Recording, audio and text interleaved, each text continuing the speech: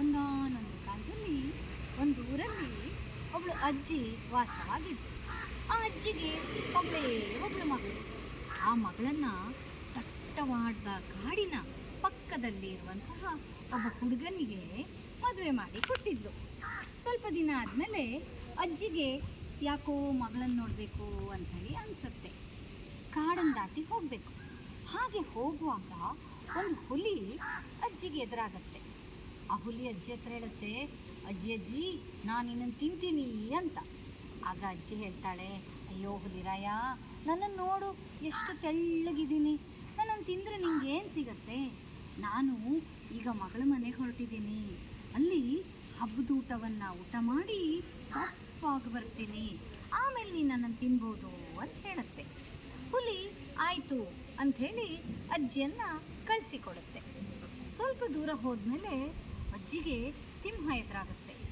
ಸಿಂಹನು ಅಜ್ಜಿನ ತಿಂತೀನಿ ಅಂತಂದಾಗ ಅಜ್ಜಿ ಸಿಂಹಕ್ಕೂ ಅದೇ ಮಾತನ್ನು ಹೇಳ್ತಾಳೆ. ಸರಿ, ಸಿಂಹನು ಕೂಡ ಅಜ್ಜಿಯನ್ನು ಬಿಟ್ಕೊಡುತ್ತೆ. ಅಜ್ಜಿ ಮಗಳ ಮನೆಗೆ ಹೋಗ್ತಾಳೆ.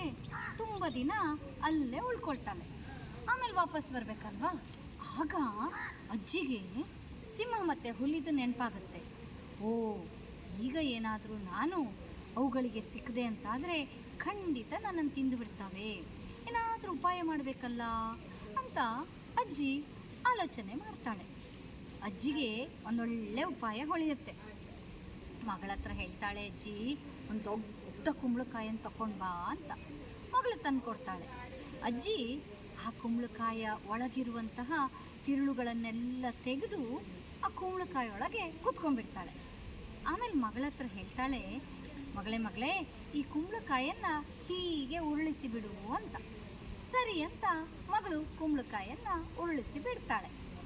ಆ ಕುಂಬಳಕಾಯಿ ಕಾಡಲ್ಲಿ ಹೋಗ್ತಾ ಇರುವಾಗ ಹುಲಿ ಮತ್ತು ಸಿಂಹ ಅದನ್ನು ನೋಡುತ್ತೆ. ಅವಳಿಗೆ ಆಶ್ಚರ್ಯ ಆಗಿಬಿಡುತ್ತೆ. ಕುಂಬಳಕಾಯನ್ನು ತಡೆದು, ಕುಂಬಳಕಾಯಿ ಇದರೊಳಗೆ ಅಜ್ಜಿ ಇದ್ದಾಳ ಅಂತ ಕೇಳ್ತಾಳೆ. ಆಗ ಅಜ್ಜಿ ಧ್ವನಿಯನ್ನು ಬದಲಾಯಿಸಿ, ಅಜ್ಜಿನೂ ಇಲ್ಲ, ಗಿಜ್ಜಿನೂ ಇಲ್ಲ, ಯಾರೂ ಇಲ್ಲ ಇದರೊಳಗೆ, ದಾರಿ ಬಿಡಿ ಅಂತ ಹೇಳುತ್ತೆ. ಅವುಗಳಿಗೆ ಹೆದರಿಕೆ ಆಗ್ಬಿಡುತ್ತೆ. ಭೂತ ಇರ್ಬೋದೇನೋ ಅಂಥೇಳಿ ಓಡಿ ಹೋಗ್ಬಿಡ್ತಾವೆ.